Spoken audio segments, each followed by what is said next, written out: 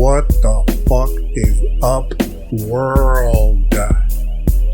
Biali Tlaltik back.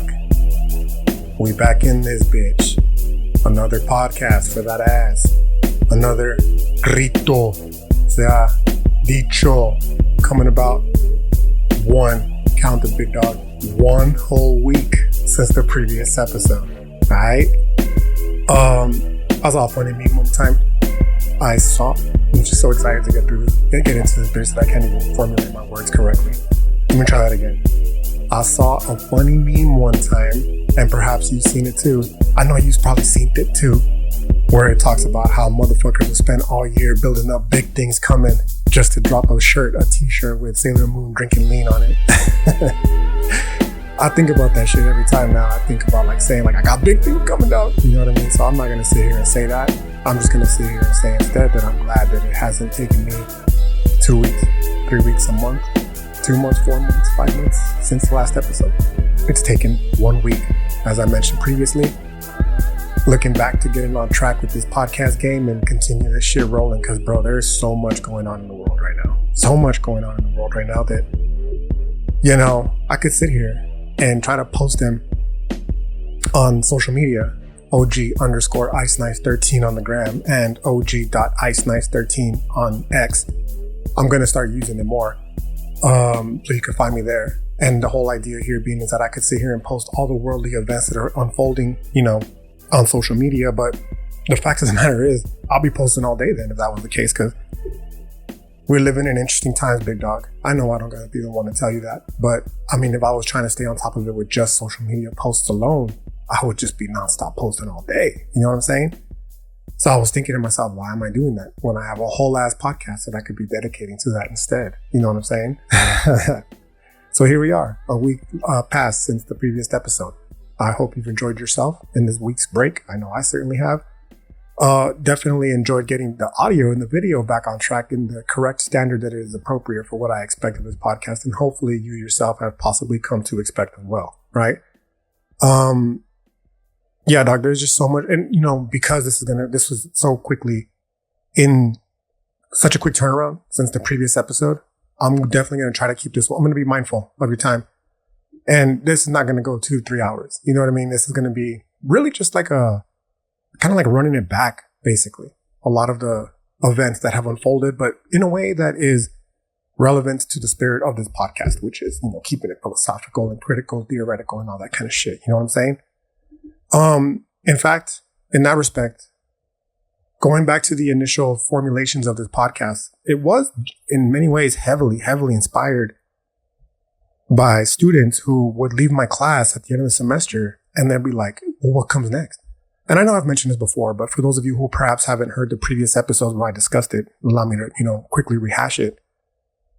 This podcast was introduced in many ways by those students who would ask, well, what comes next? In terms of the philosophy class, or at least the classes that I teach at the colleges that I work at. And unfortunately, the answer is only one other class if you're interested. You know what I mean? But after that, nothing more. Because as of now, I only teach an ethics and an introduction to philosophy class at both of the campuses that I'm at. So, I've had students that come back for both. You know what I mean? And unfortunately, after that, as far as the college was concerned, I had nothing more to offer them, because at that point, they would have to move on to a university to continue their philosophical education if they were so inclined, which obviously, because I don't work at a university, I wouldn't be able to follow them. And it has actually been my experience that I do send students off. So I do send students off to, the university setting to continue their philosophical education, only for them to be entirely disenfranchised by the bitch ass professors at the university that they go to, who are less interested in, feeding into the curiosity of the students as they are into perpetuating this myth of, Western academic philosophy that tells us that anything that isn't in line with the European materialist tradition is irrelevant and non-philosophical. So you can imagine not only their disappointment, my students, but also my disappointment with, not only their professors, but with myself in many ways for not providing them for something else that they could, reach out to help continue their, at this point, not even philosophical education, so much as continue something to nourish off of their curiosity about life in general but also in many ways to help fill in the blanks with what it is that, I introduce in my philosophy classes for them to, make the connections with the philosophy that it is that we're discussing. I call this I don't call this. Like, this is a thing in academia. It's a thing in the theory of education, pedagogy, right? I mentioned it before, but again, for those of you who are, only tuning into the more recent episodes and perhaps haven't heard it, it's culturally relevant pedagogy. This isn't a book. For those of you who are listening only, it's called Cheating to Transgress, Education as the Practice of Freedom by Bell Hooks. I'm holding it up right now. That's not the book where I personally learned culturally relevant pedagogy from. It's just one that was like literally right there. I was reading some Bell Hooks the other day. And, but she is a perfect example. Was unfortunately, rest in peace, Bell Hooks. But, she was a perfect example of not only critical pedagogy, but also culturally relevant pedagogy. And in this particular case, I learned it from, Chris Emdin, right? For those, the name of the book that I learned it from. That's not true. It's one of the books that I learned it from.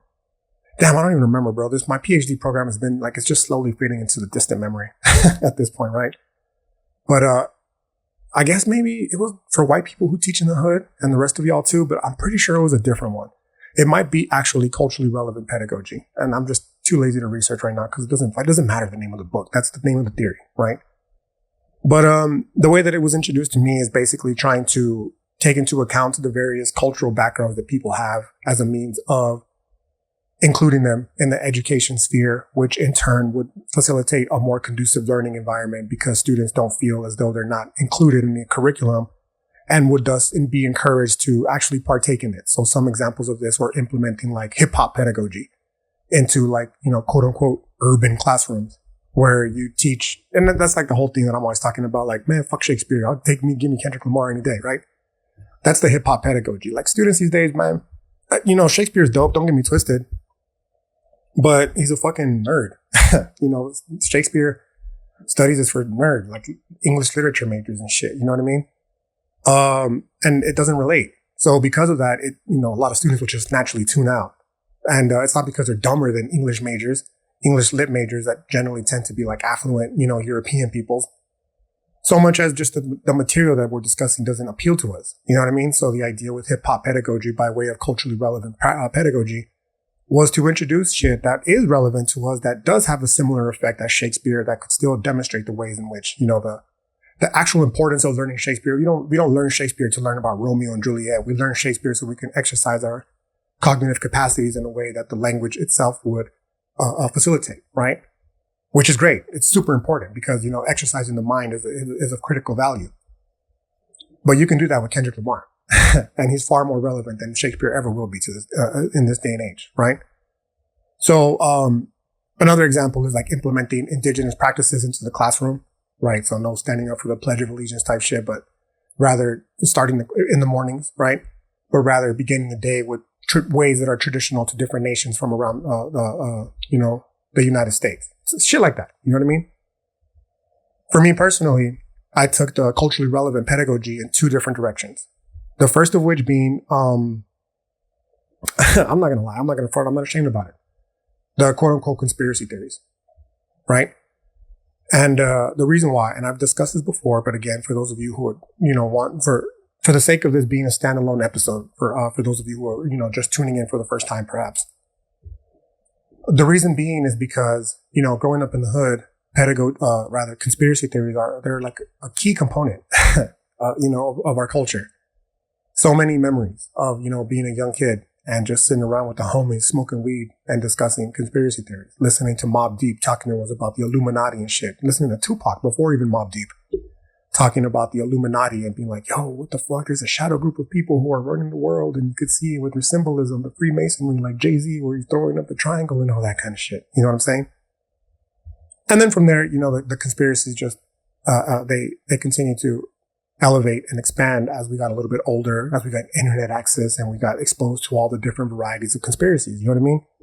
I myself was a quote unquote conspiracy theorist for the longest time until I started taking philosophy classes in earnest. And I realized, I'm not a conspiracy theorist. I'm just a very curious person who doesn't settle for these bullshit ass answers that we're given that are quite frankly insulting to our intelligence. And because of that, I look for other alternative answers that are considered conspiratorial. And in many instances, rightfully so. But in more instances than not, they're done in a concerted effort. The entirety of this podcast has been demonstrated to suppress a particular truth that is dangerous to the status quo. And, that's something I learned through the philosophical practice. And because I know that I'm not alone and I'm not unique in this, I made a concerted effort to incorporate conspiracy theories into my hood philosophy in the hopes of getting those people who are similar minded to the way I was to understand that they're not conspiracy theorists either. At best, they're confused workers, for instance, right? And at absolute worst, they are people, very intelligent, very hypercritical people, very curious people who have been unfortunately betrayed by the public school system, the public education system that doesn't, nurture this and doesn't nourish this curiosity. And in fact, in many ways, not only criticizes it, but punishes it. And what happens is that you have these people who could potentially be highly, highly critical theorists who go off and become flat earthers, for instance. You know what I mean? It's like, I don't care. It's not irrelevant to me. I've already told you, if it was up to me personally, I'd probably say most likely we probably live in a simulation, which would render the flat earth and the globe irrelevant. So I'm not going to say that it's not relevant to me. It's just that this is not necessarily I don't take it seriously. I don't care. And it's not because it's, again, not important, but because there's more important shit to be caring about right now, as I'm going to be talking about here shortly. Right. So that's one of the reasons. That's one of the ways in which rather I incorporated culturally relevant pedagogies into my classroom. The second way was by discussing current events. And in doing so, this is something that I've been doing in earnest for basically always since I started teaching. But, as I mentioned in the previous episode, when I started teaching, I did have a very, quote unquote progressive bent. So the shit that I would teach culturally, it was, things that were, contemporary events. They were more directed towards social justice, quote unquote social justice, and the role that philosophy could potentially play in helping us become more informed citizens, which, not a bad thing per se. It's not bad to be concerned about other people's conditions. It's not a bad thing to be, sensitive to, the differences that make us human. But now, as I continued my own studies and as I continued my development as a human, I started to understand that identity politics were themselves the very culture war slop that, the materialists have been telling us from the beginning that were conceived by the bourgeoisie to further ensure the separation of the working class. And because of that, I stopped focusing primarily on, culture war slop, essentially. There was a point in time when I was in line with the hashtag hashtag Oscars so white. I don't give a fuck about that anymore. Why was I ever teaching that in the philosophy class? Because that's what I was indoctrinated with in my PhD program and told that was important. That's not important. It's not. And it's not because it's, representation doesn't matter. It's not important because that's just culture war bullshit that has been created to distract us from the real issues at hand, which is the things I'm about to talk about here shortly. Right. And, a lot of the things that I'm about to talk about here shortly are things that I began discussing in my classroom as well. I began to really start to implement the historical part of the dialectical materialism. Again, just a quick rehashing for those of you who aren't familiar with my podcast or with me in general. I got my master's degree in the philosophy of history. Who writes the victor's narrative type shit, essentially. You know what I mean? And I did a specific focus on idealism and dialectical materialism, Hegel and Marx, because that's what influences the current ideology of just not only America, but the Western world, right? The division between, liberalism and materialism. And, because of that, I've always been heavily influenced. And I've always liked history to begin with. You know what I mean? So just the merger of history and the dialectical materialism has always, just naturally led me to this path of a historical dialectical materialist. And, now more than ever, I really start to situate the history of current events into my classrooms, right? So for example, I'm going to be talking about Israel today. And, one of the ways in which I introduced the problem that, this presents as Americans, but as also global citizens, was by just explaining to my students the history. There's like a quick crash course, not like detailed history, but just a quick crash course of, geopolitics and how they've come to shape the world in the last 500 years. And in turn, the effect that it's going to have to them currently right here in their lives right now, right? I always like to quote that great Kamala Harris statement. We aren't coconuts. We didn't just fall out of a tree. We inherited this world, right? And before we start, it's important to emphasize that it's not like I go in there and talk about, again, it's very important for me to remain as unbiased as possible. I just present the information and let students, I give my job, as I mentioned before in the previous episode, is simply to arm the students with the intellectual tools necessary to come to their own conclusions, right? So it's not like I go in there and lecture about Israel from a biased perspective. I just, discuss like they're in the news. So let's talk about it and why this affects you and, what it implies for you. And in doing so, I have found two things. The first of which being, it really does help students make the connections to the philosophy that we're learning. Like, it makes it less of a detached study and more of like I understand this, why people came to these conclusions and why it's important to care about this. You know what I mean? But more importantly, I've also found how little most people are informed about current political events, particularly those that, as I mentioned before, with the example of the hashtag Oscars So White, are actually fucking important. I remember, just because, there's been countless culture war slop since then, right? But it was this hashtag that made me realize just how fucking stupid the whole, identity politics was in general, but just how much of a distraction this culture war shit really was. You know what I mean? Because that's not real news. So why is it dominating the headlines? You know what I mean? There's real shit going on in the world right now that is far more important that just gets, swept under the rug. And we know this. Like, this is, when this Oscar So White shit happened, this was before Trump, even ran for president. So the idea of like fake news and the mainstream media and all that, it was still relatively obscure, like fringe, quote unquote, conspiratorial, language. You know what I mean? But at that point, it was, these culture war ideas, they were the front and center news, but and you can use it to teach students, but A, like it's not important, honestly. And B, if you really want to represent, if you really care about representation in movies, go make a movie, dog, that directly reflects your life. You don't need Hollywood anymore. We all have access to cameras. We all have access to Sora and OpenAI, regardless of the detrimental effects that it's having on our environment. Like, if you're really that passionate about it, dog, go out and make it happen type shit. You know what I mean? What we should be concerned about is why they could potentially be implementing the draft again. And the answer, of course, is because the United States is gearing up to engage in another proxy war on its behalf, right? This time, in the name of Israel. And that's what I mean when I don't have a choice but to mention Israel, right? The other one, of course, being Ukraine. And, when I go into the classroom and I'll ask students about this, like, what do you feel about this? You know what I mean? That's when it starts to reveal itself. Just how little awareness most people have about current geopolitical events. And, again, I don't go in there with an agenda. Everyone has an agenda, I guess, at the ultimate end, right? But I try not to be in there with an agenda. I try to just go in there to utilize that in a way to to teach the philosophy, but also more importantly, like to help spread the word. Like, this is some shit we should really be worried about. You know what I mean? And, that's kind of what I have in mind for this podcast, and perhaps any of the kind that, moving forward that are in a similar vein. It would be still discussing a little bit of the philosophy, the horror movies, the conspiracy theories, quote unquote, that make this podcast what I believe it is, right?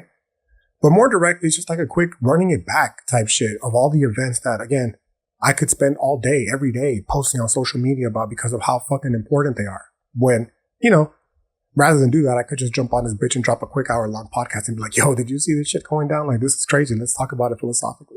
You know what I mean? And I guess the first thing, to pick up on the previous episode,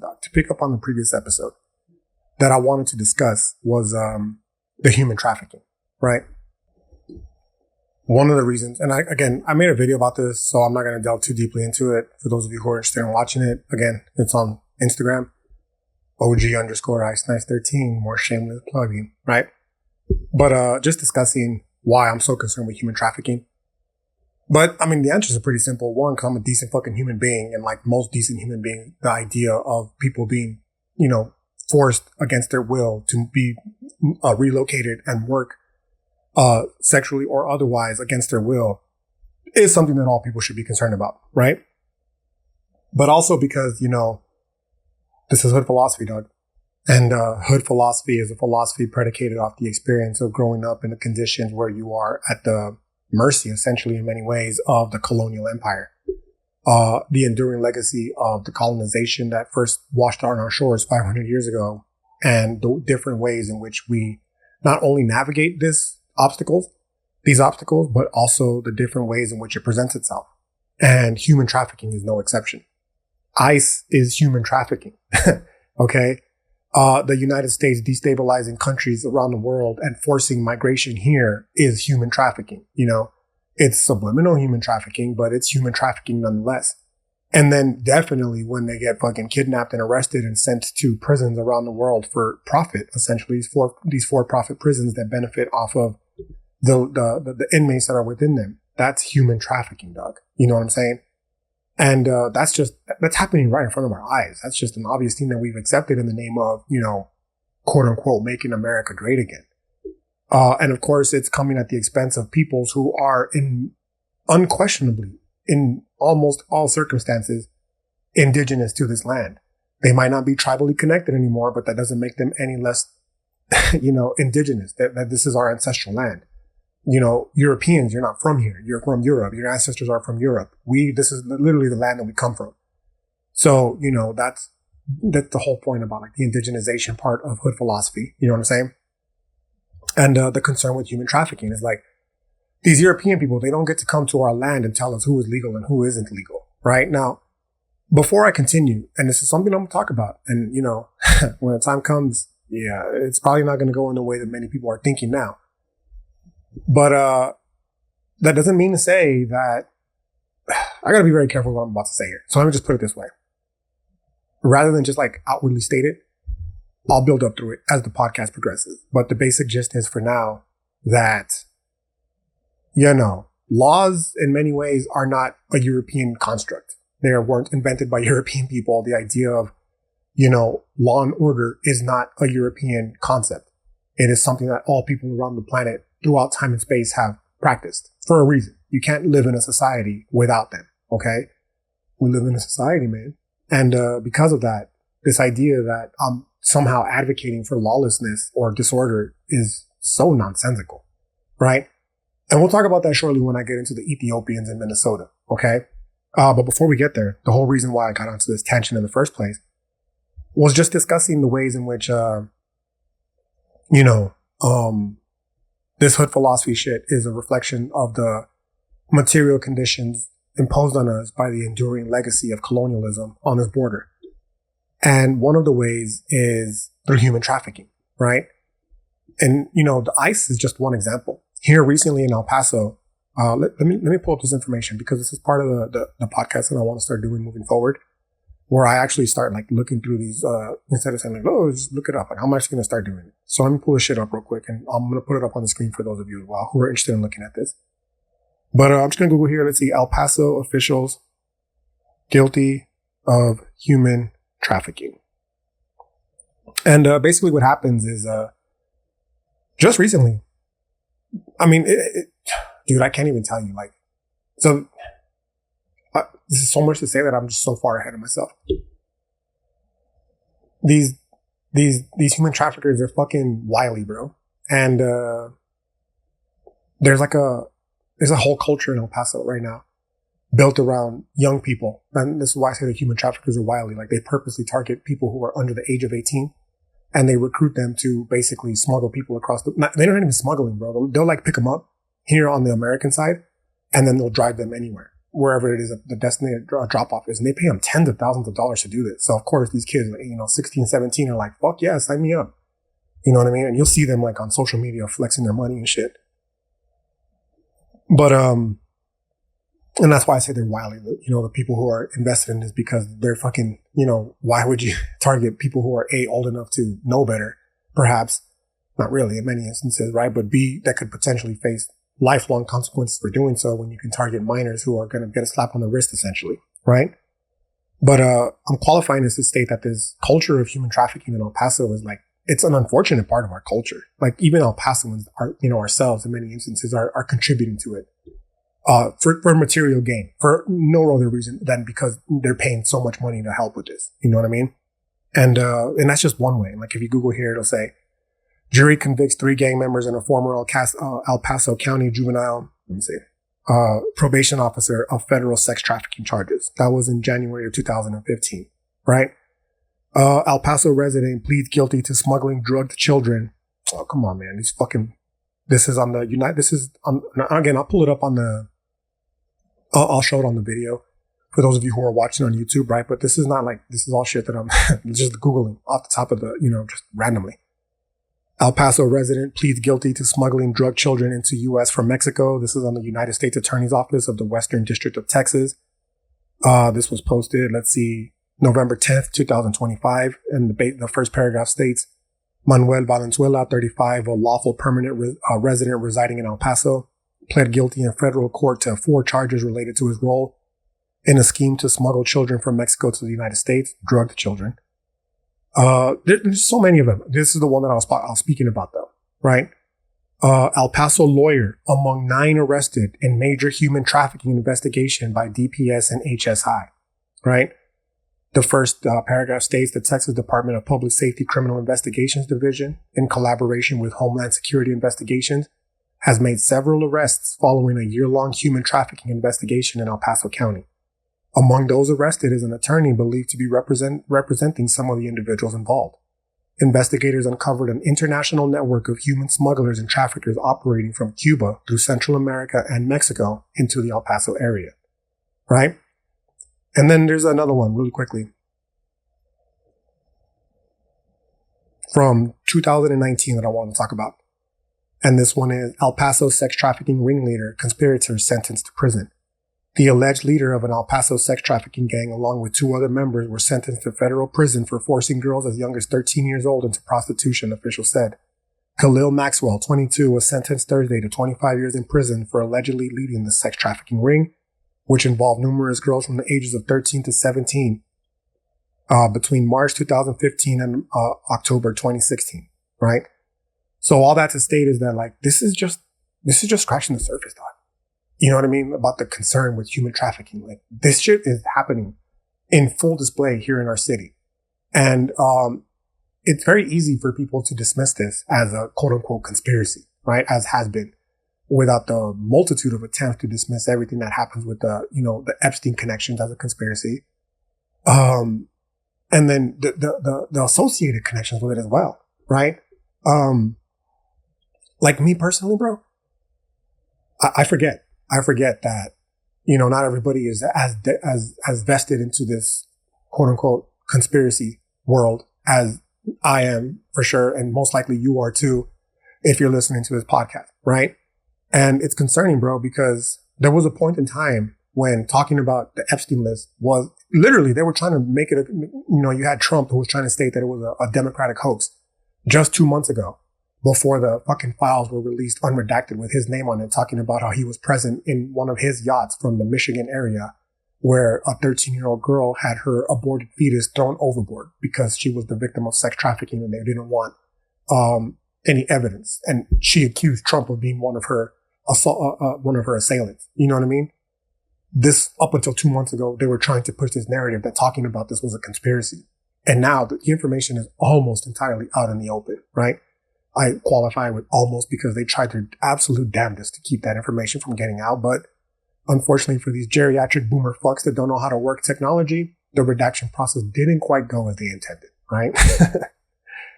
But, so yeah, the point of this being is that if this is true, this was something that at one point y'all were swearing up and down was a conspiracy theory, right?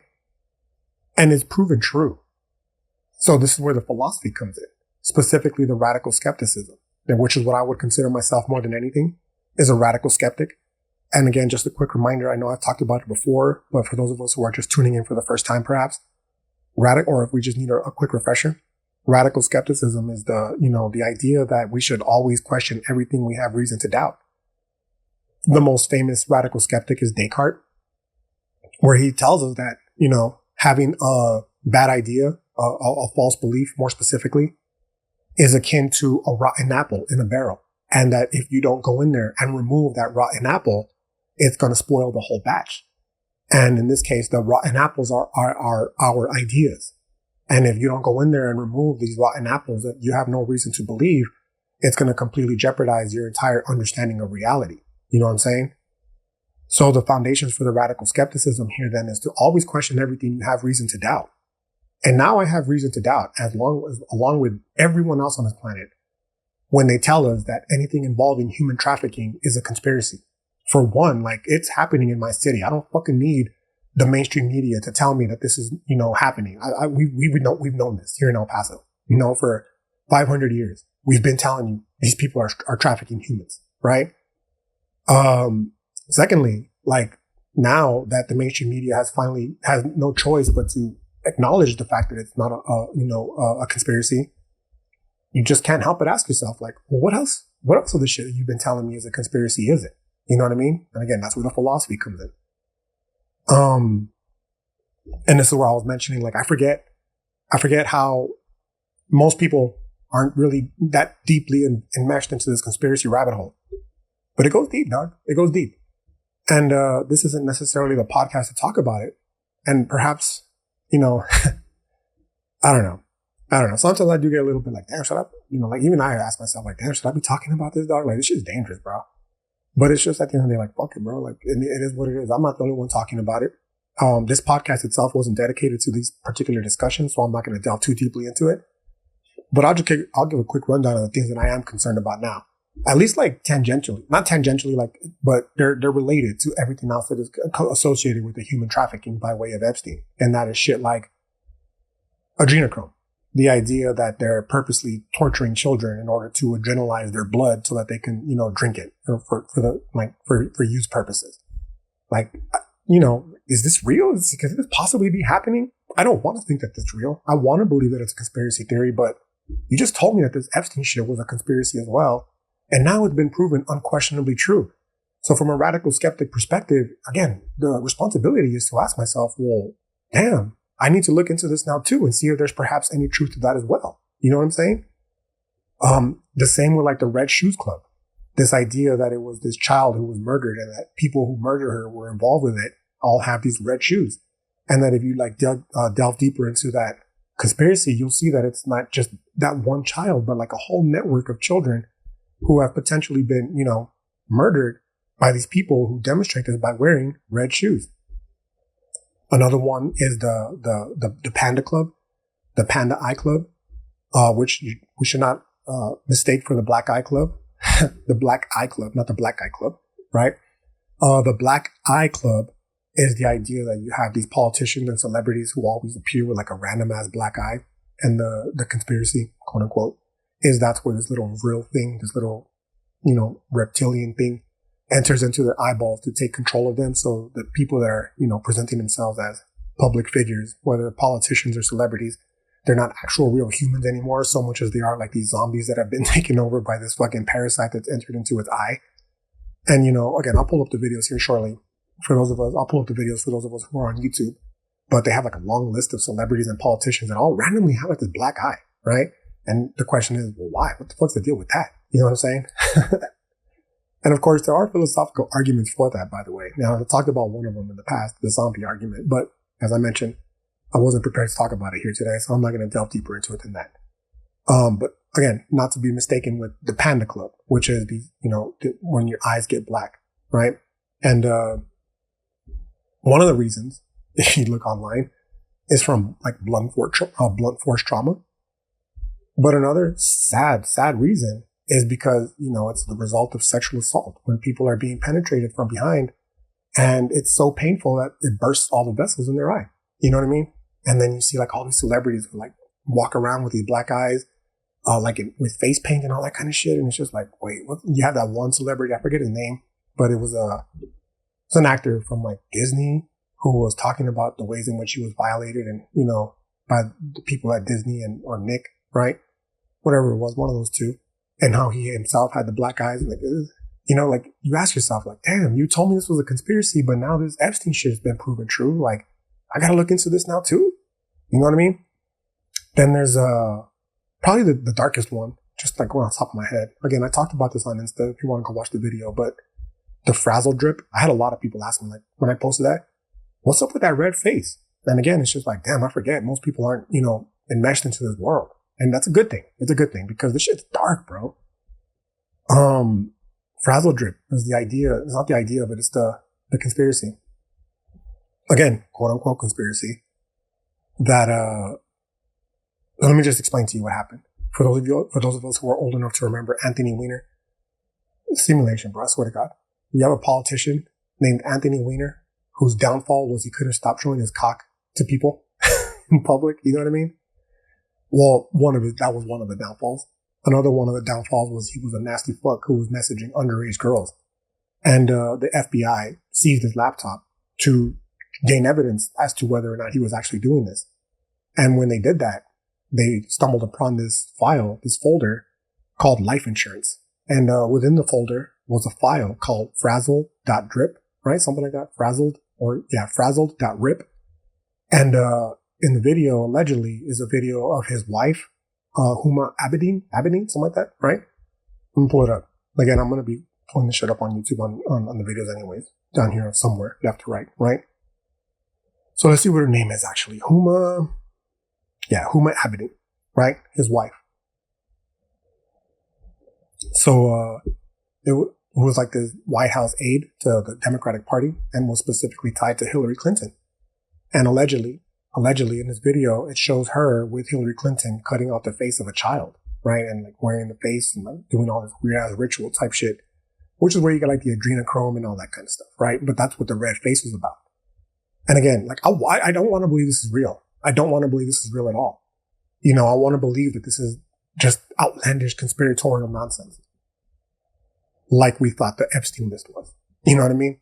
But unfortunately, because this has been demonstrated to be, you know, factual, the Epstein list, from a, you know, radical skeptical perspective, we just have to, and just commitment, you know, it's like, okay, well, let's at least see if there's anything to this, because if there's not, then we can just like demonstrably prove without any doubt at all whatsoever, definitively, this is an outlandish conspiracy theory and it's harmful to continue perpetuating, and here's the evidence as to why, right?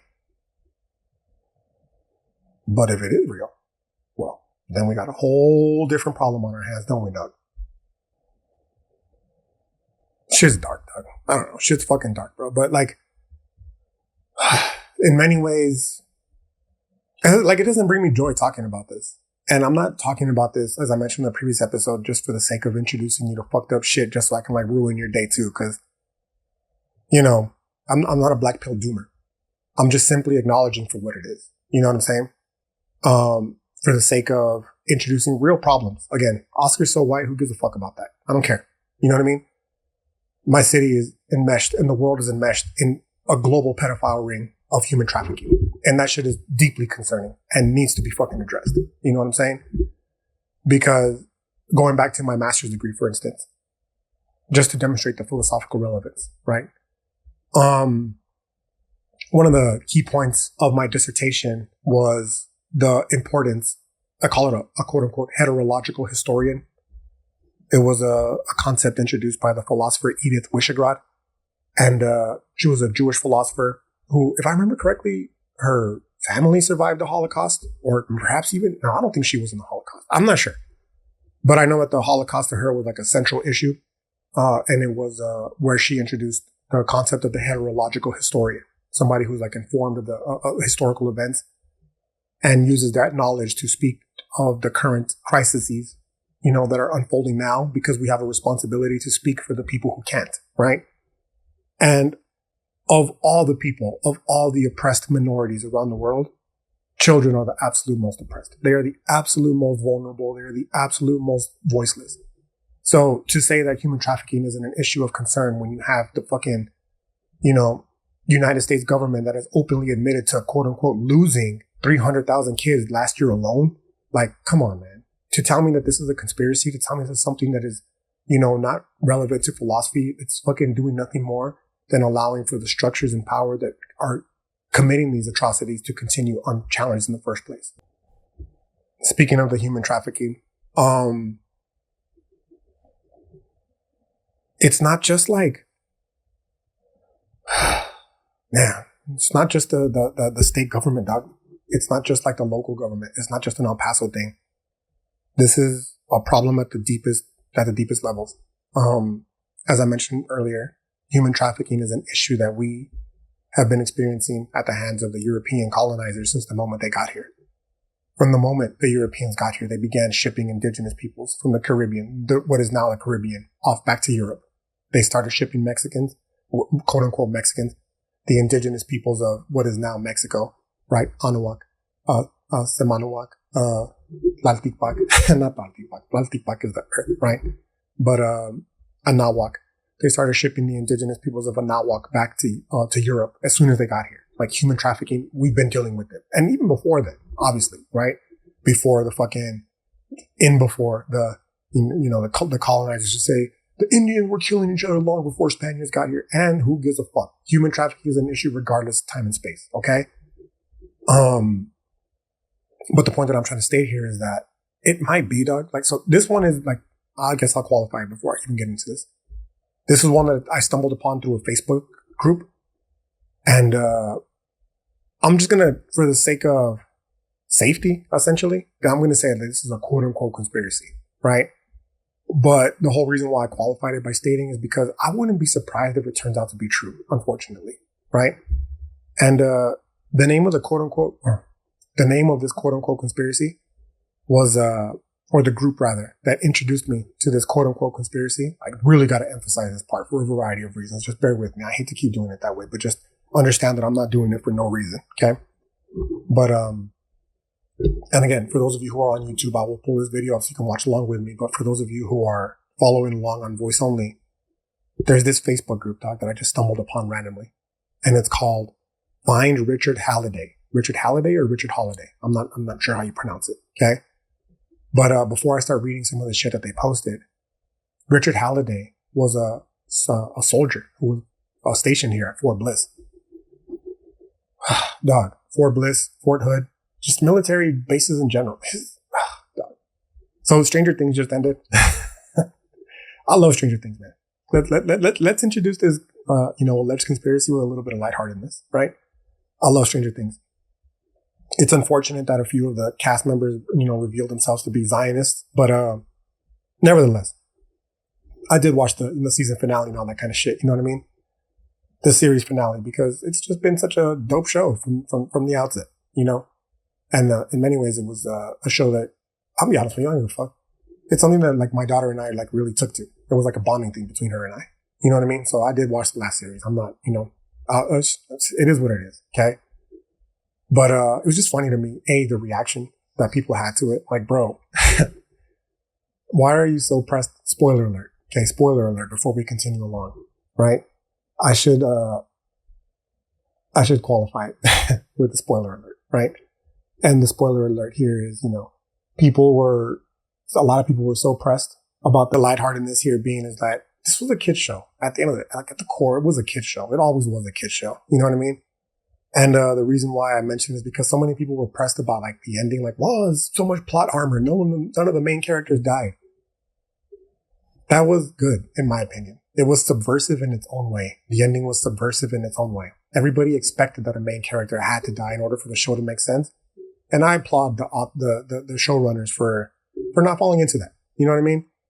To not fall into this idea that everything always has to be doom and gloom. That sometimes not everyone has to die. Sometimes, sometimes the good guys can come out on top, right? Including the girl who was bullied her whole fucking life. She don't have to off herself for the show to make sense. You know what I'm saying?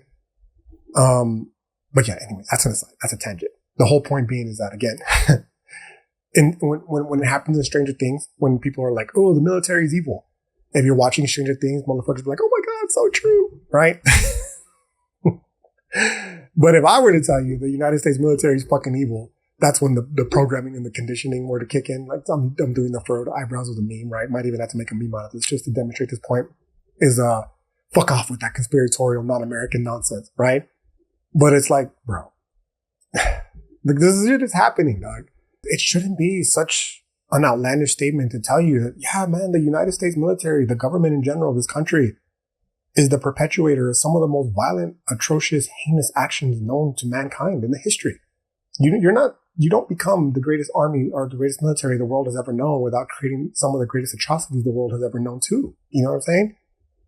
So this idea that like the military is currently involved in evil things should not be something that is only digestible through a sci-fi show like Stranger Things.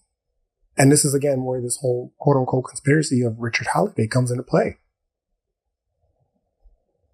So basically, I'm thinking of where to enter into this, but I'm just going to read it to you, dog. Again, for those of you on YouTube, you can just follow along with me, but this is just one of the posts, right?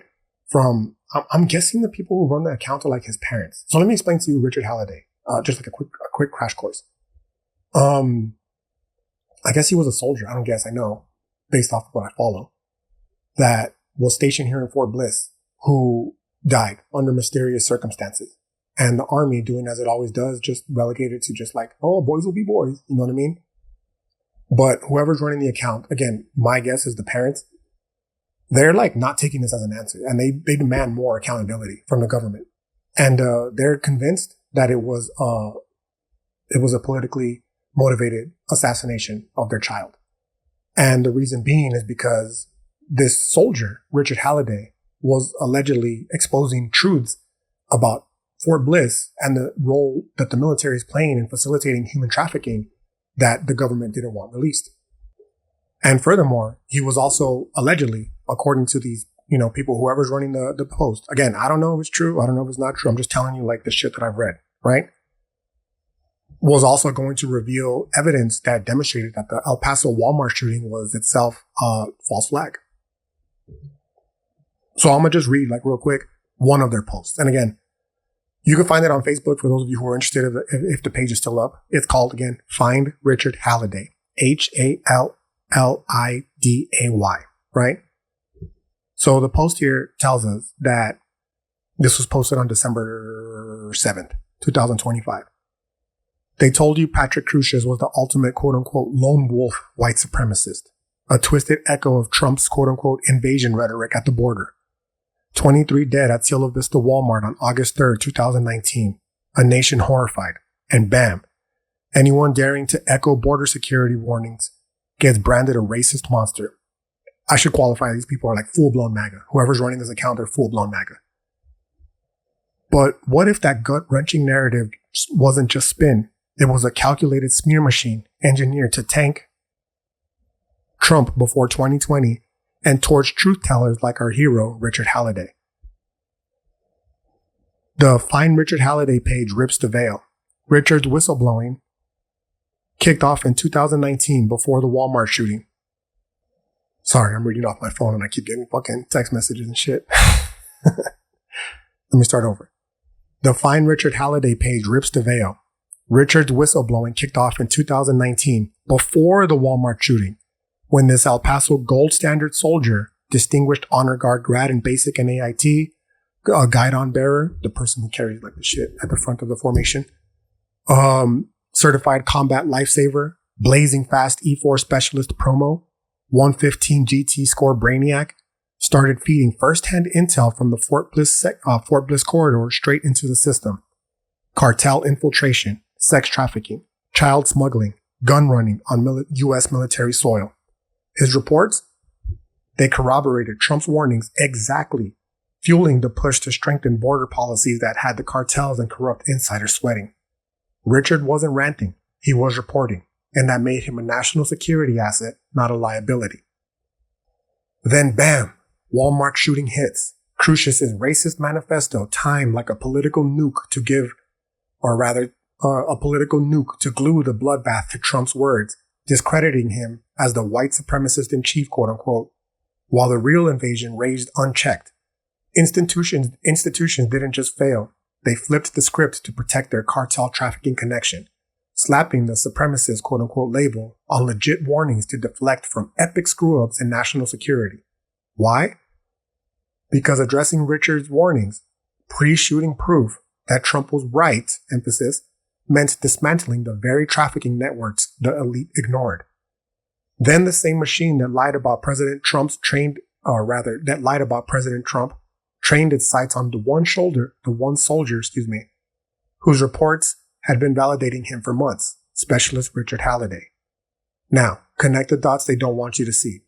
Patrick Crucius, the El Paso Walmart shooter, is directly connected by marriage to a powerful courthouse family. His brother married the daughter of Michael F. Maella, a top administrative official for the federal judges in El Paso, including David Guadarrama, who presided over Crucius's own case. But it goes deeper. That same family's son worked inside the FBI under ASAC Conal Wheaton, District Attorney's Office under Jaime Esparza during the case, and inside Walmart's own global security division. Let that sink in. I don't know if they mentioned this here, but his dad was also he runs a cult. So it's pretty important, right? Anyways, let that sink in.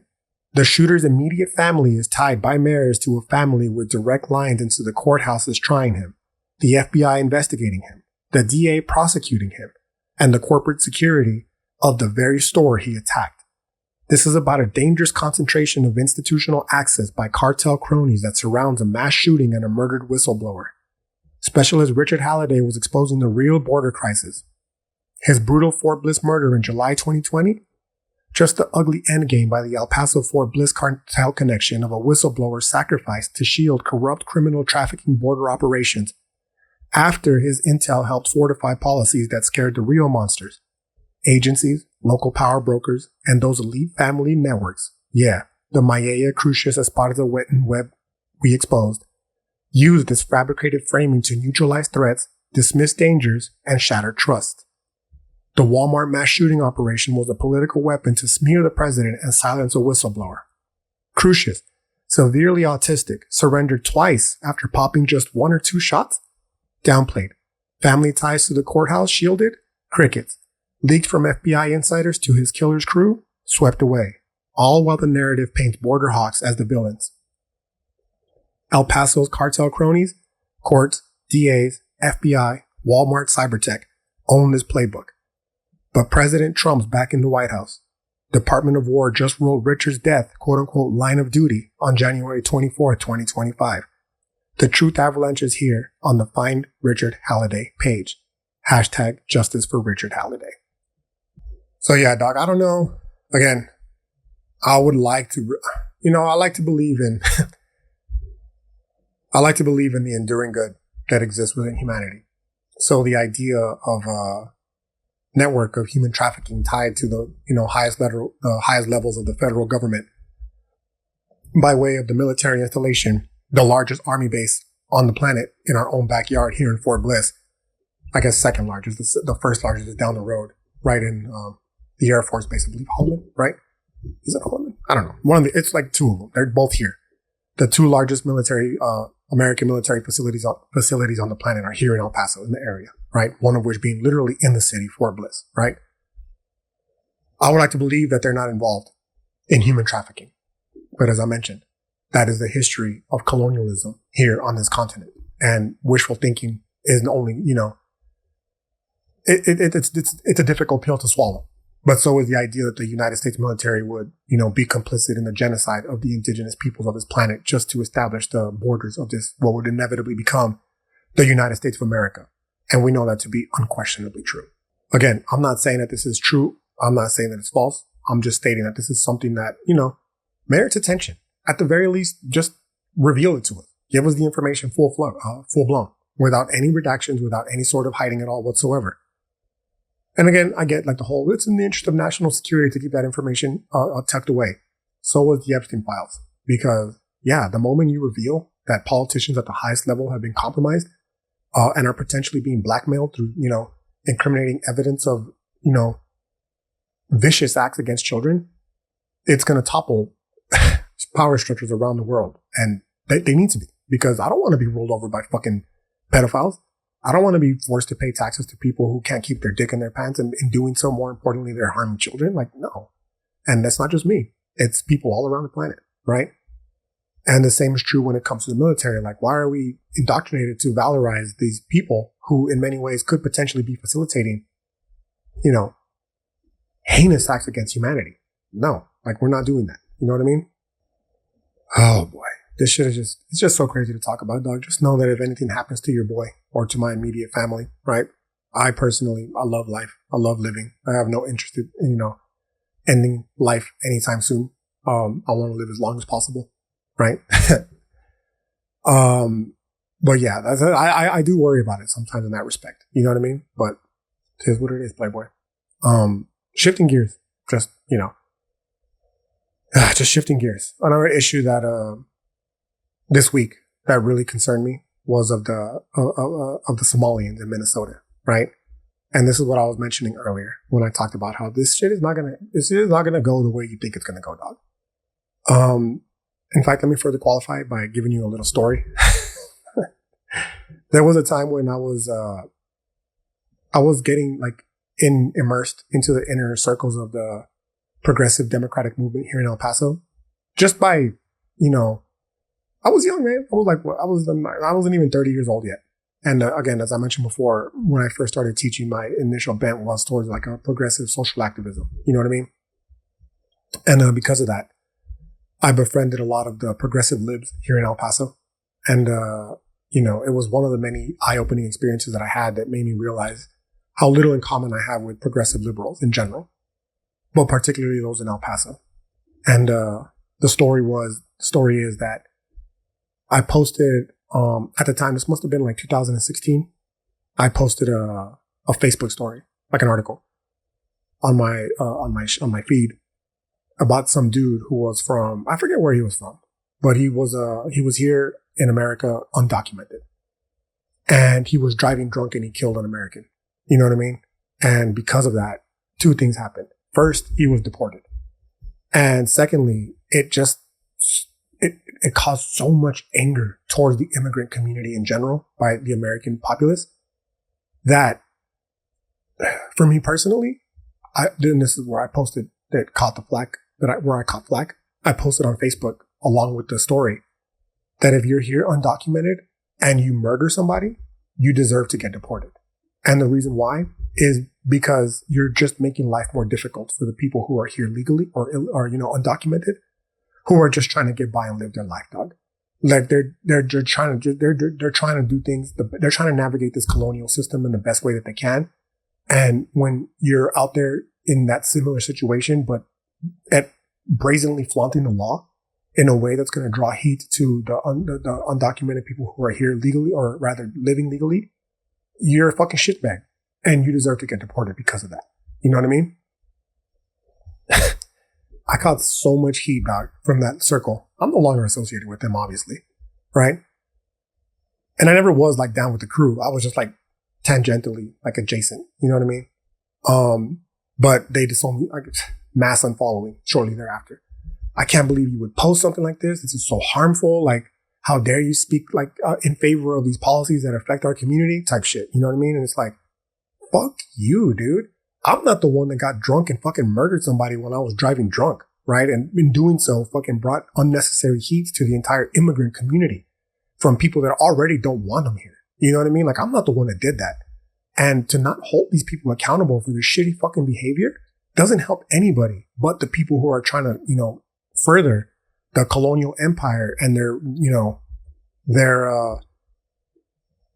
the colonial empire and the way that they're going about, solving, if you will, the immigration crisis. Like, I'm not the bad guy for not empathizing with somebody who, came here knowing what was at stake and still fucking broke the law. Like, fuck you, dude. Right? And that's, that's my general stance right now when it comes to the situation that's unfolding in Somalia for two reasons. Okay. First of all, and what's happened, let me be clear. I'm not sure I said it clearly. The situation that's happening in Minnesota with the Somalians, right? And it's for two reasons.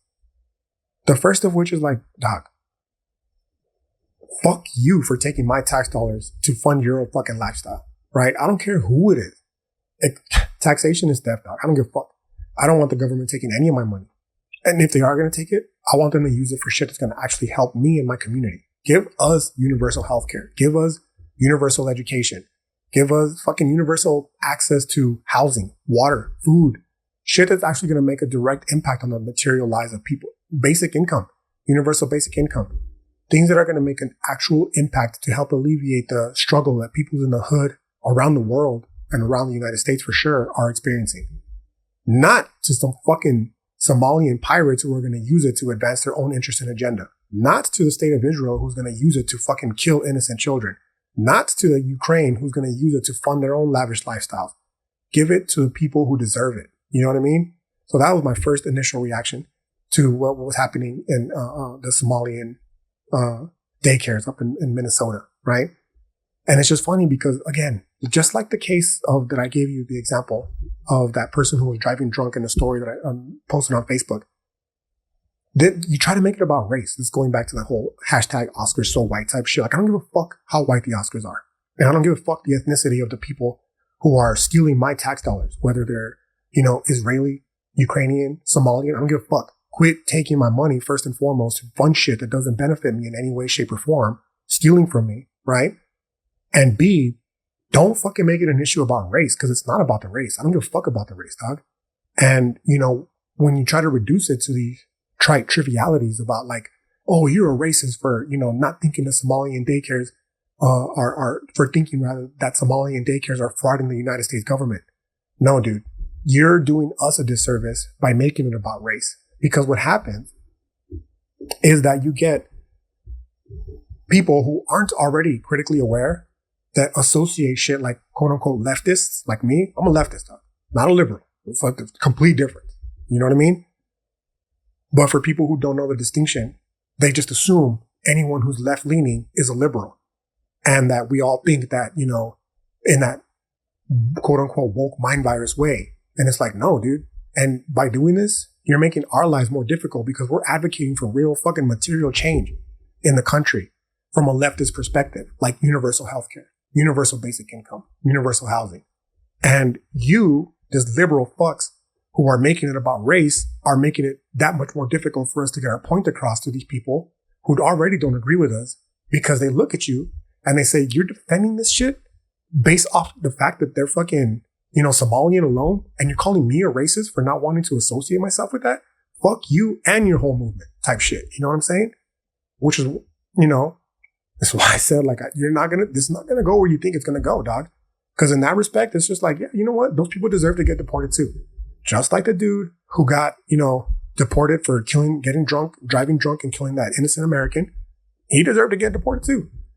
I don't give a fuck. Let the woke mob come after me and be like, oh, you're not really browning down. You're not really against the European hegemony. Fuck you, dude. This idea, again, that laws are, law and order is uniquely American and uniquely European is deeply, deeply misguided, bro. This is some shit I'm going to end this episode on. But to, keep it simple for now, we live in a society, dog. And, whether we like it or not, we got to get through this shit together, homie. And, the division that the racialized component is causing still to this day between the left and the right, now coming from the right and the left in this instance, it's not helping that, dog. It's not helping that, right? In fact, it's only making the situation worse, dog. One of the things that I'm like, I have been monitoring since the Walmart shooting, right? Ever since that happened, 2019, I made a concerted effort to start following along more right-wing and extreme right-wing specifically content because I want to know. I just want to know. I want to know what the fuck these people are thinking. And it caught me by surprise. And it caught everybody else by surprise, which it shouldn't have, because they were very again, I don't buy necessarily completely into that conspiracy that I just told you about, quote unquote conspiracy, about Richard Halliday, about, Patrick Crusius being this autistic lone wolf gunman. Fuck Patrick Crusius, dog, straight up. You know what I mean? I do believe that he was this racist piece of shit that had nothing but ill will toward our community. You know what I mean? And that he was very, very much radicalized through right-wing echo chambers. And that could have been, at the very least spotted if people like myself were in them to begin with. But because we were like, oh, I'm never going to associate myself with that right-wing type shit, caught us completely by surprise.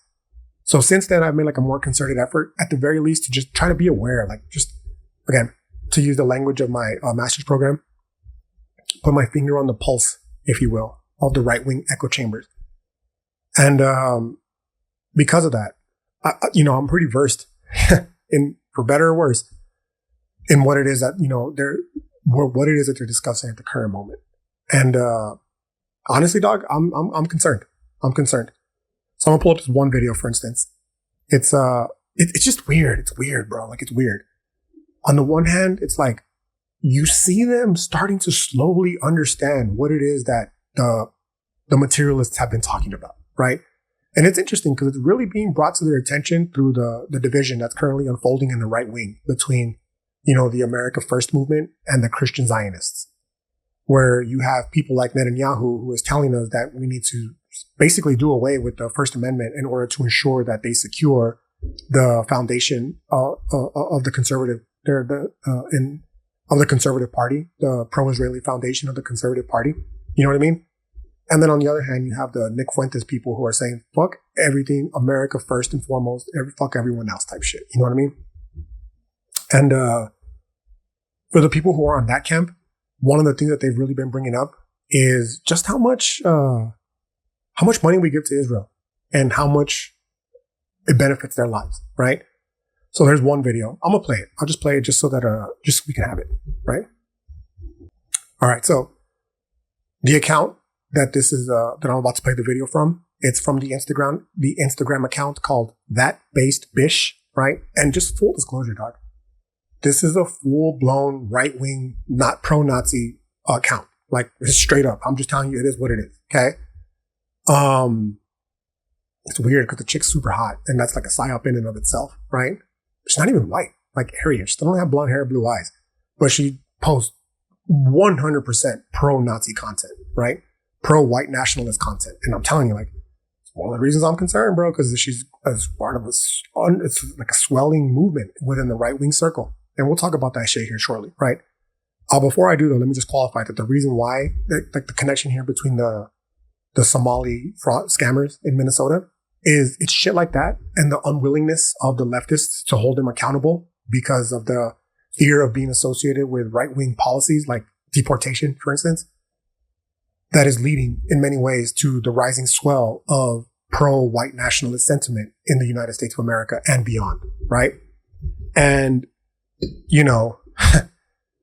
just calling them racist anymore like they used to do is not going to cut it. They don't give a fuck. They're openly embracing the racist term now. You know what I mean?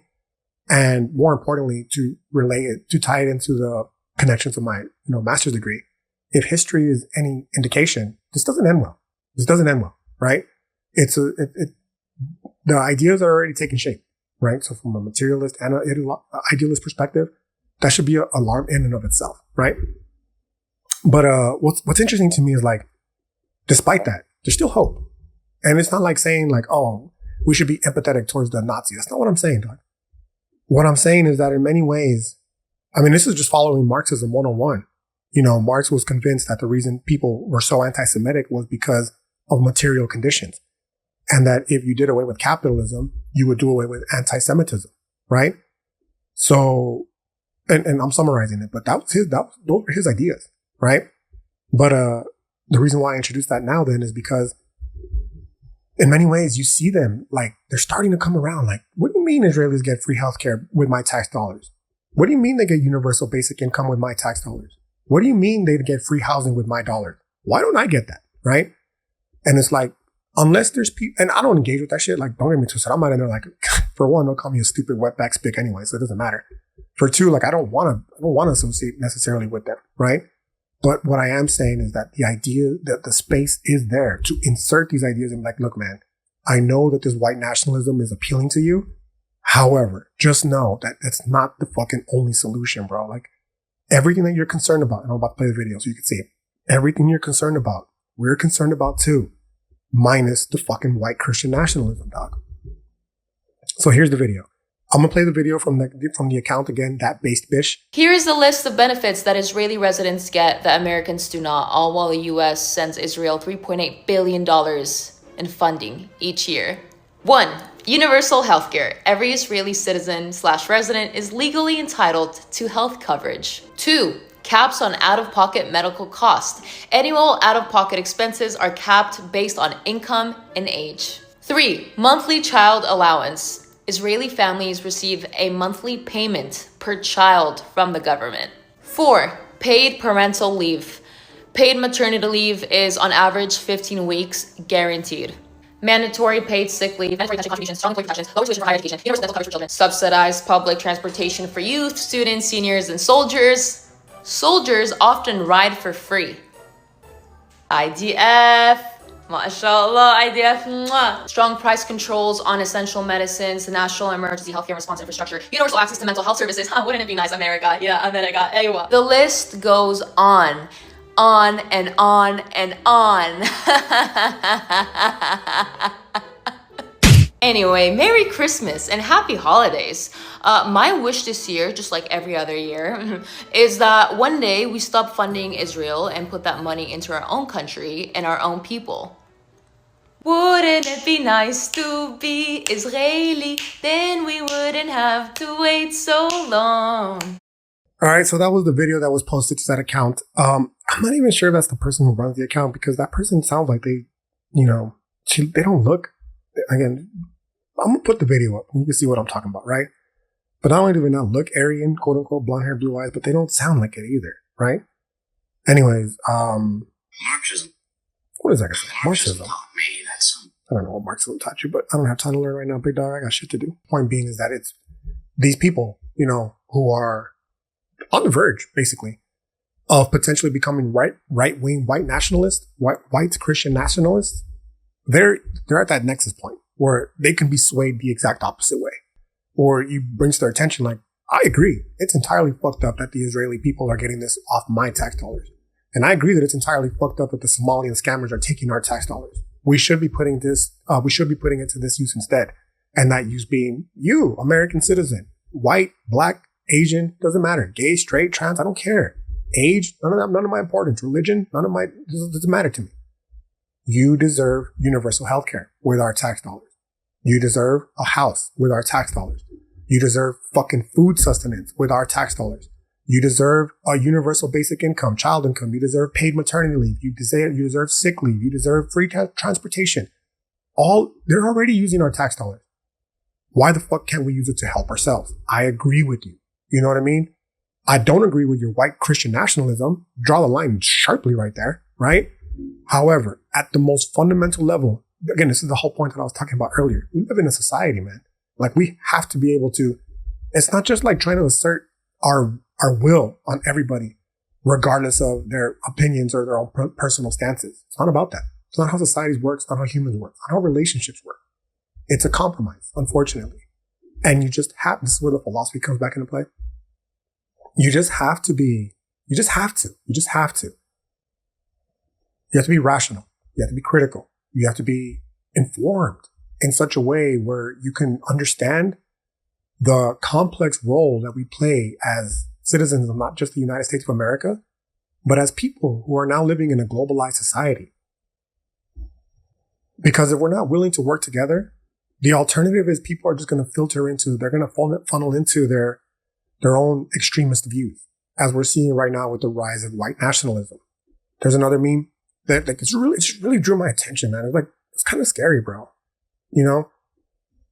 From that account, that based bitch. I'll put it up on the YouTube so those who are watching along can watch with me. But I'll read it to you who are just listening only. The meme is a picture of like a German SS soldier. Text heavy. The right can't meme either, right? They're better at it than the left, unfortunately. But it's just a long-winded text. It's meme essentially. Oh shit! Oh fuck! A little technical difficulties, but we're back, right? And actually, I got a chance to really look at this meme a little bit closer, and it's actually a quote from General Otto Ernst Reamer from 1987, and the quote states. Difficult to read, right? But this is the zeitgeist of the right-wing extremists right now. We have an option. We can either, ignore it and pretend it doesn't exist and get caught with our fucking pants down again like we did with the Walmart shooting. Or we can acknowledge it for what it is and try to work towards a bridge That's the only options, bro. The only options, right? The quote reads, "We executed orders very well. So I assure you, if there had been an order to kill all the Jewish people, there would be none left in Europe. Instead, there are millions of survivors. We would not have used an insecticide to do it either. Zyklon B was a fumigant that all nations used to kill lice, which caused typhus, which killed millions after the First War. The Americans called it DDT. So the Jews expected us to believe DDT was used to gas them. The Allies destroyed rail lines, bridges, roads, and airports so that no supplies could get to the German cities or the camps. The prisoners got sick, withered away, and died many times right when the Allies entered the camps. Many died even while under Allied care. It took weeks to stop the outbreak, and thousands of prisoners died. The Allies caused these deaths, although not intentionally. It was just as easy to blame it on a policy of extermination instead of telling the truth." My intention isn't to come here and like debate the Holocaust, right? The Jewish Holocaust, the World War II. It's not my intention. My intention is just to bring to light that this is shit that people are sharing on social media to people who are in turn disenfranchised because of the material conditions that they're currently living through, which, as predicted by Marx, always leads to anti-Semitism because of the association that capitalism has with Jewish people. Hence, again, his desire to overthrow capitalism to try to end anti-Semitism at its root. Not my belief, 100% founded in Marxist literature, okay? The whole purpose of sharing this then is just simply to demonstrate like, yeah, dude, there's a rise in white nationalism, right? And you can fucking skirt the issue all you want, but it's not going to stop it from going. There's only one thing that could potentially do so, right? Acknowledging it head on first and foremost and working to diffuse it in a variety of ways, right? It's just, dude, it's tough, man. Like, there's just seeing this and, just knowing how much the proliferation of, Nazi propaganda essentially on social media, and now how even non-Aryan people, it's confusing even to white people. Like, why the fuck are Mexicans so pro-Hitler? You know what I mean? And it's like, they're not pro-Hitler, dog. They're just confused to believe they're pro-Hitler because the information was the common example floating around social media right now. Why were the speeches not subtitled, right? Because the information was hidden. Now it gives pretense and credence to the idea that they were trying to hide something. So it's not the Mexicans, quote unquote Mexicans, right?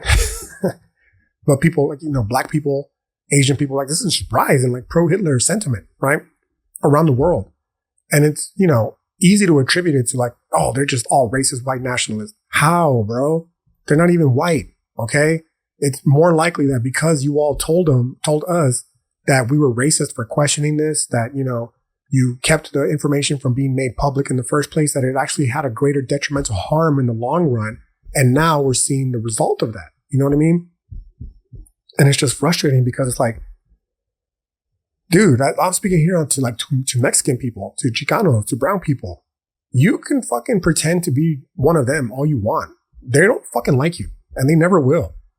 This is not like my own personal beliefs. This is, again, historical precedent that has been set. When they tell you this is a white Christian nation, they fucking mean it, because that's what this nation was founded by, right? It's in the documents, the founding documents of this country. This is what they wanted. So when you see the rise of this white Christian nationalism, it's not something to celebrate. Like, yeah, we're going to own the fucking Zionists by celebrating this. Like, no, dude, these people aren't your friends either. And, by giving it credence, you're setting the stage for something that could potentially be far more detrimental to our community than you imagine. And again, I emphasize this is where the philosophy comes into play. Like, I know I've said it before, but it bears repeating. I'm firmly convinced that philosophy can help save the world, right? Specifically indigenous philosophy, specifically in my case, Nahuatl philosophy, right? And one of the things about Nahuatl philosophy in general is that it doesn't privilege reason and rationality alone.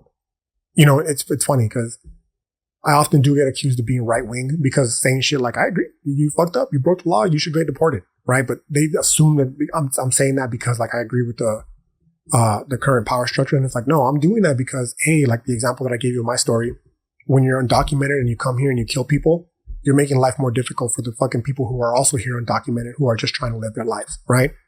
And because of that, you get what you fucking deserve.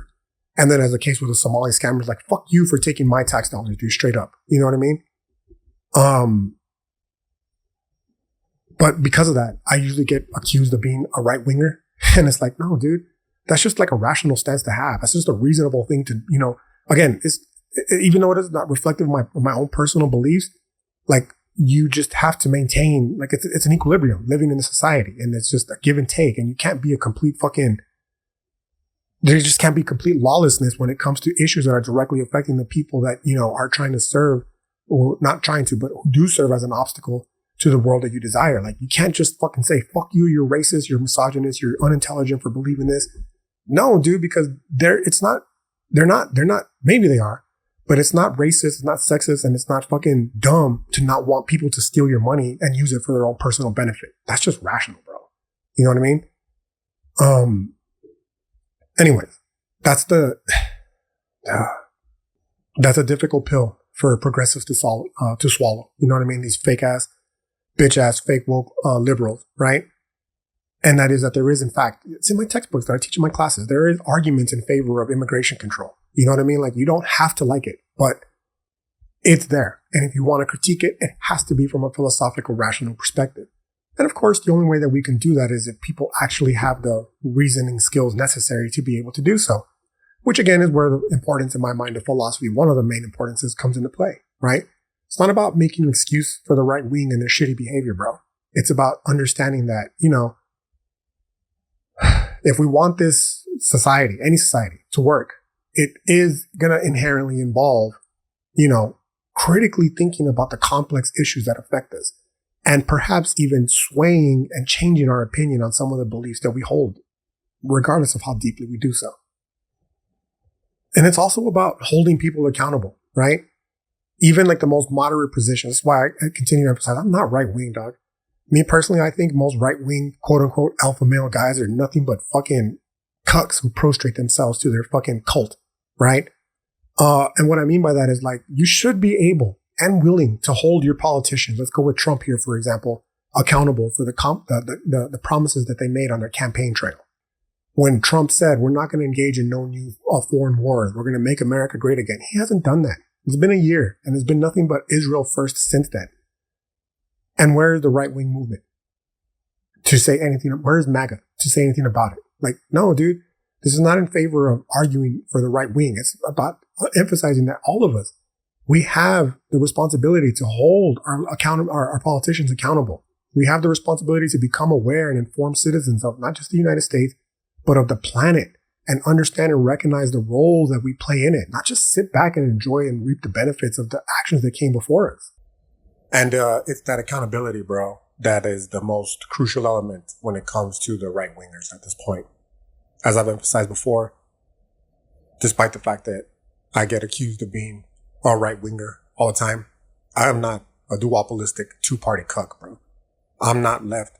I'm not right. I'm not center. If you want my real political stance, I'm from the bottom, bitch, right? To quote the infamous words of the Zapatista movement, right? We're from the bottom and we're coming up. And I'm not alone anymore. And this isn't even an indigenization thing anymore. This seems to be like the quote unquote great awakening, if you will, a global understanding of the shared community that we all have as human beings on this planet who are trying to navigate our way through life in light of the historical forces that have subjugated humanity, and the overwhelming desire in many ways to transcend that. In some ways, in manners that I obviously don't agree with, like the white nationalist supremacist, the white Christian nationalist supremacist that I was referencing earlier, right? But there's also other ways, that are seeking to move past that. And it's just, it's interesting to see the ways in which a lot of this is, taking foot. One of my, I follow along again. I'm not going to disagree with a lot of the things that he states, because obviously some of the things that I'm stating here are, echoed by him. But this is not like in any way like an endorsement of his views on my behalf. So much to state that, you can't just disagree with people based off what we're told that they are. For one, you have to engage critically with their ideas. I'd be otherwise committing an ad hominem fallacy, right?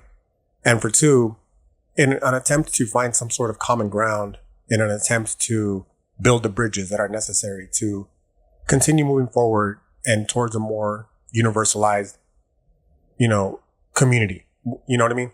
I'm speaking of Nick Fuentes. Let me just get through it really quickly. Instead of just trying to qualify it.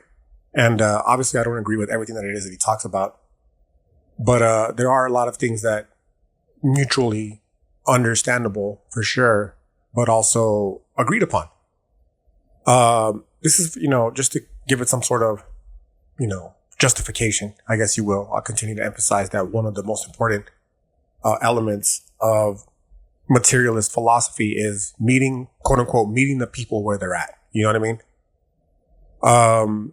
This is one of the biggest problems that I just alluded to earlier when it comes to academics, not only in this podcast, but in previous episodes, the most recent one as well. Most notably, the biggest problem with academics is we, place ourselves on this pedestal and assume that anyone that doesn't have our level of legitimized education is somehow inferior to us and needs to be educated. And that's simply just not true. It's fucking patently false. And it does nothing more than foment discontent and division among the working class. So when we state meeting the people where they're at, that means like putting aside any era or rather aura of pretense and being willing to engage with people, even the ones that we don't agree with, in, hopes of uniting under the, dictate, the class consciousness, in hopes of fomenting the class consciousness, right? So with that qualification out of the way, it's comforting to see in many ways that, going back to the Nick Fuentes example, there is a right-wing movement that is holding Trump and his fan base accountable, his cults essentially accountable for the nonsense that they're doing. This podcast is coming to you on the heels of the U.S., coup of Venezuela, right? So now the MAGA movement has gotten us into not one, not two, but 3 proxy wars on behalf of his handlers, right? And to tie it back up with everything else we've been talking about, it's like, why? This goes against everything that it is that the MAGA movement was, running on. It was America first, not Israel first. It was, one of the promises was no more new foreign wars. There's 3 of them now. We've already committed to rebuilding Gaza, which is going to involve troops on the ground, American troops on the ground. We've been fighting the United States. Get out of here with that collectivist bullshit when it comes to that kind of shit. You know what I'm saying?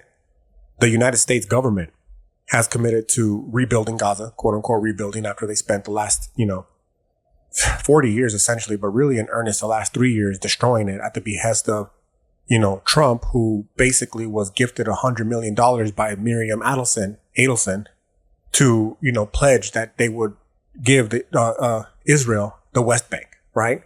So that's happening. You have the proxy war that's unfolding in the Ukraine. That's been unfolding in the Ukraine, another proxy war with Americans. Our tax dollars are funding. And now we have what's happening in Venezuela. This isn't the podcast to delve into detail about it because, it's already, I said I was going to keep it under an hour. I'm nearing the 2-hour mark already, Doug. Right?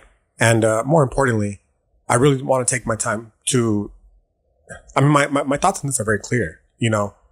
Imperialism is imperialism, especially when it comes to Turtle Island, bro. And it's something that I'll always be vehemently against, not only because of the effect that the material conditions it's going to impose on Americans, but Venezuelans as well, but also because I don't understand how after all this time and after all the very clear evidence that would give people reason to understand that this is nothing more than a war of aggression and a war of resource. Let's go back to what I was talking about earlier. You don't become the most prominent, military the world has ever known without committing atrocity. This is an atrocity. This is a war crime. This is a very blatant rogue nation who is essentially, they removed any facade at this point, the United States, of, diplomacy, of any sort of, concern with democracy.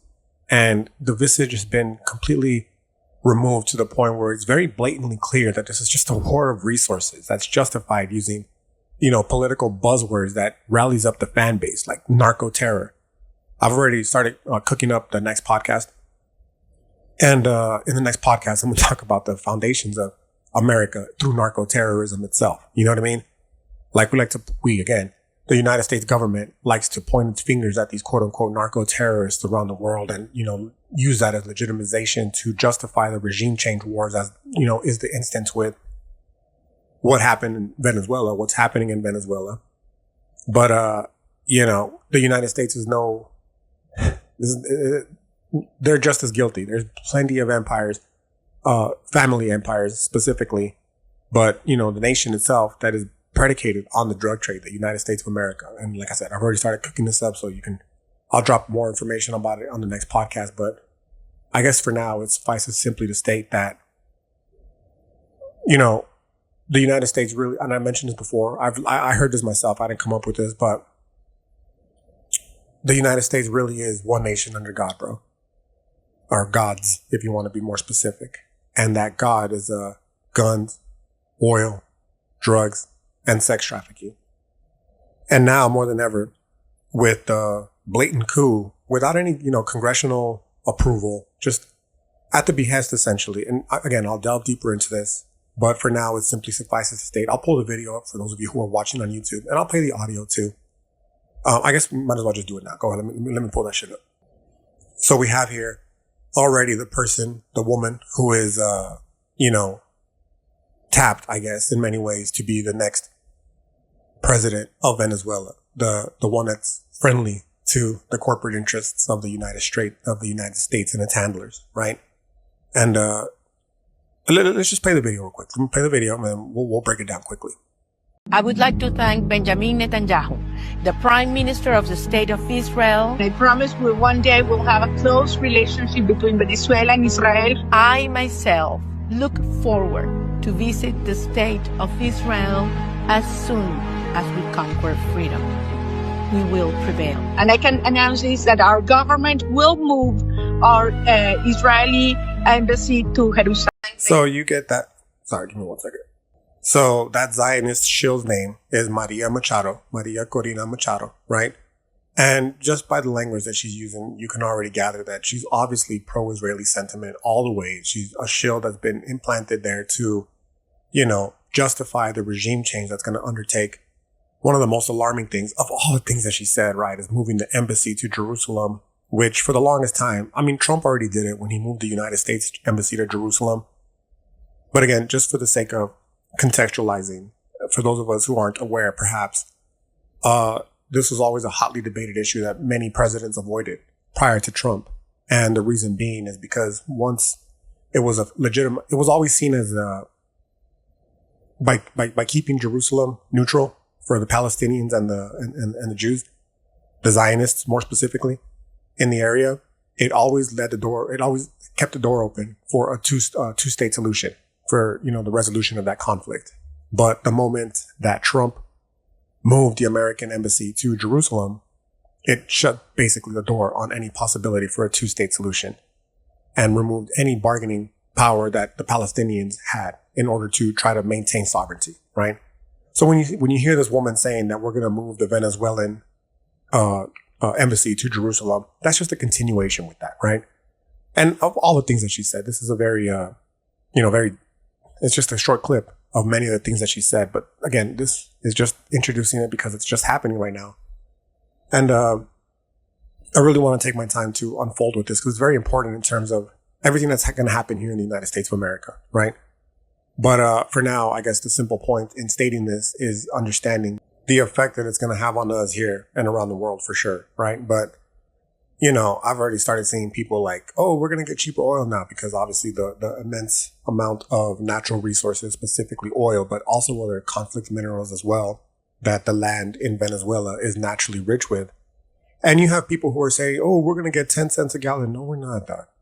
Like, again, why do you insist on giving these fucking evil dictators, these masters of mankind, this bourgeoisie, like any credit at all whatsoever, as if they've ever done anything to benefit the working class people. That's not just here in the United States of America, but abroad as well. They're stealing all those resources to hoard for themselves. And we are not going to see any sort of profit from that at all whatsoever. We might see like a slight alleviation, right? To give the impression that doing so was justified. But at the end of the day, this is just another power and resource and land grab, more specifically, that is going to just further solidify the strength of the masters of mankind, the bourgeoisie. And it has no interest in, again, not just the American people, but also the global community as well. So to see people who are still defending this and, you know, advocating on behalf and celebrating like it's a good thing, you know, it's nauseating, bro, because how many times do we have to go through this? This is why Gen Z hates millennials. This is why they hate us, bro. And, you know, justifiably so.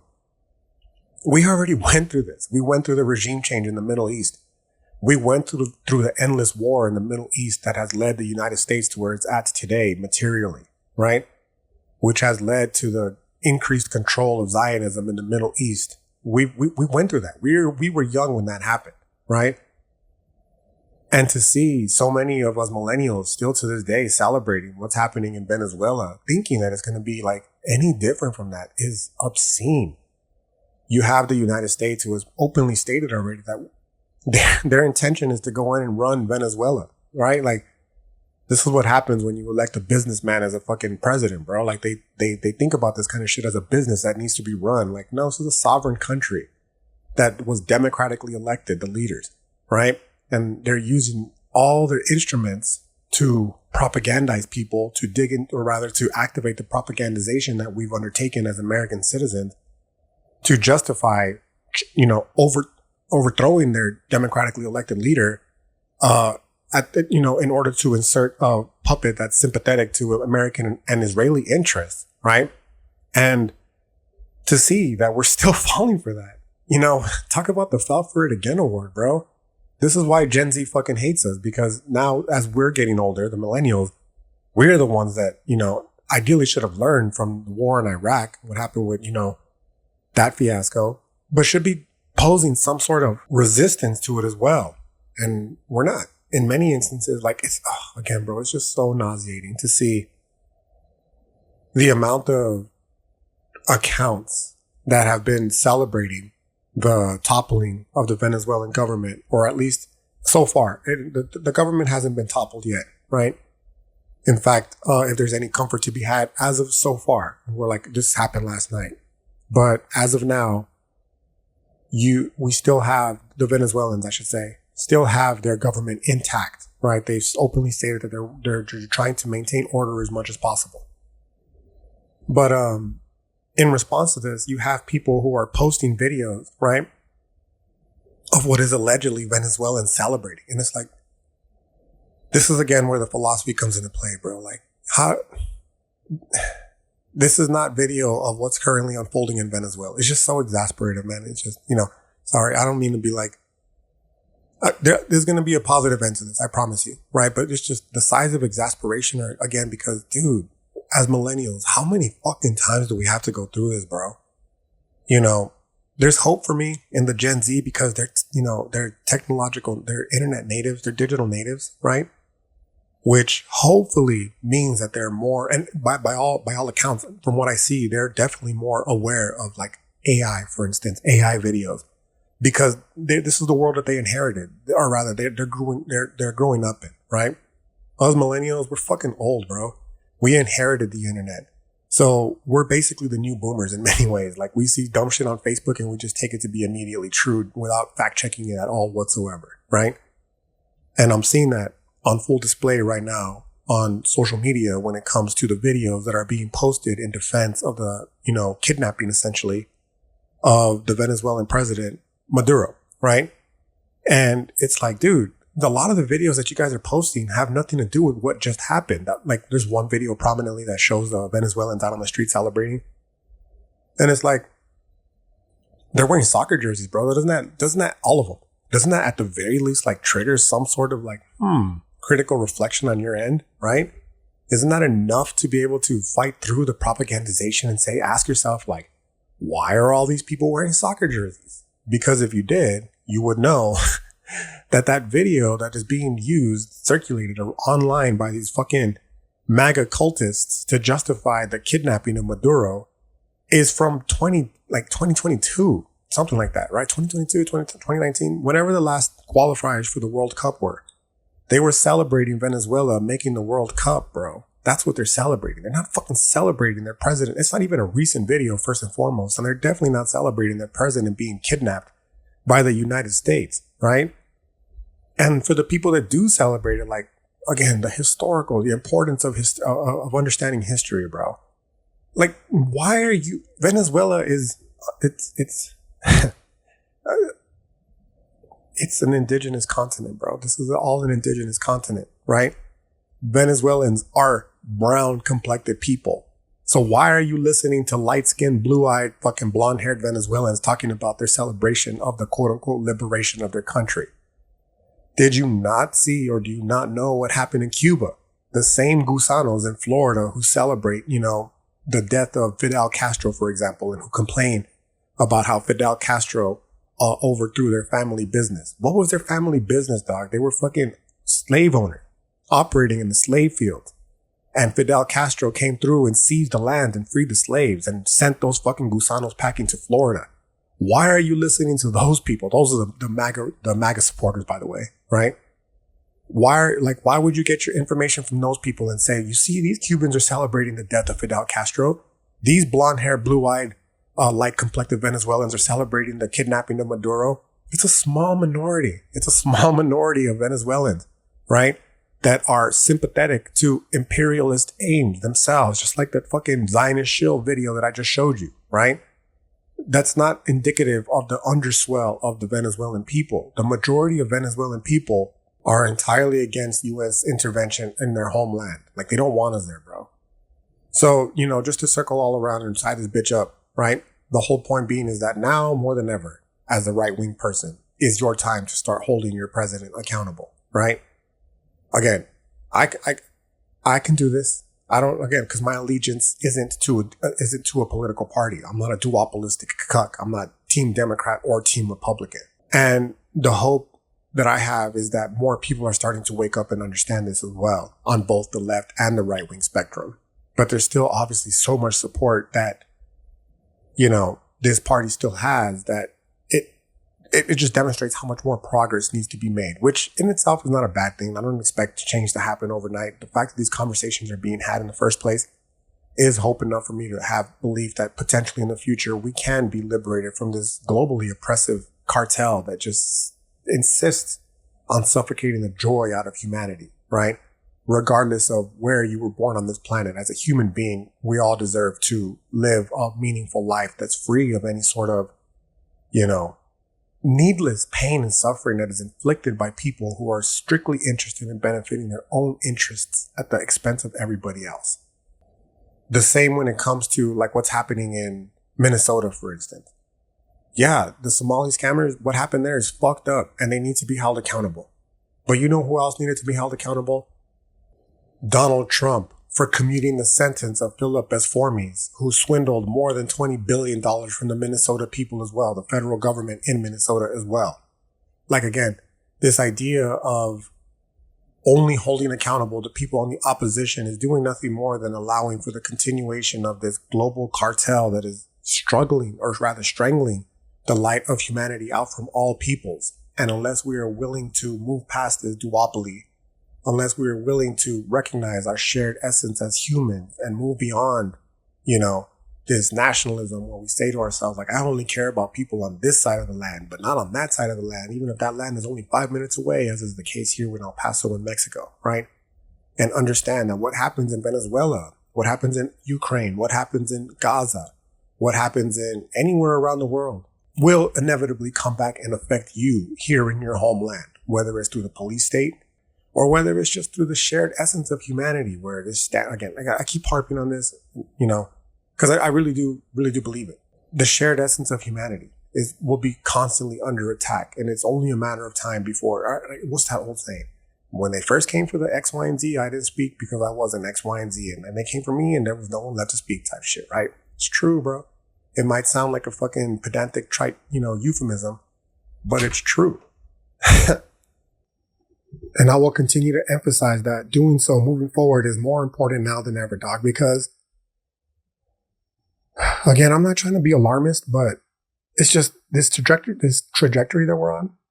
It's unsustainable, bro. It just is, right? Take the bill that was recently signed that just gave Israel another $8 billion, I think it was, dollars, right? We're paying for that, dog. We're paying for that, right? And, this is the part where I was talking about earlier, how in my classes, like, it's mind blowing how little awareness, students have, people in general have of how, like, for instance, it is that we're going to pay for that, and then the ensuing impact it's going to have on our lives. The taxes, going back to the Somali scammers, they're stealing that money from us to give to Israel, dog. And the money itself isn't real. It's just paper. They're printing that shit up. It's money print to go brrr, right? Which means that it's just going to cause further inflation. It's going to cause the debt per American citizen to continue to skyrocket. So our children's children are going to be paying that shit off. You know what I mean? It's going to cause the groceries to go up, the cost of gasoline to go up because of inflation, the hidden tax. Most people don't understand that, dog. Most people don't understand that. You know what I mean?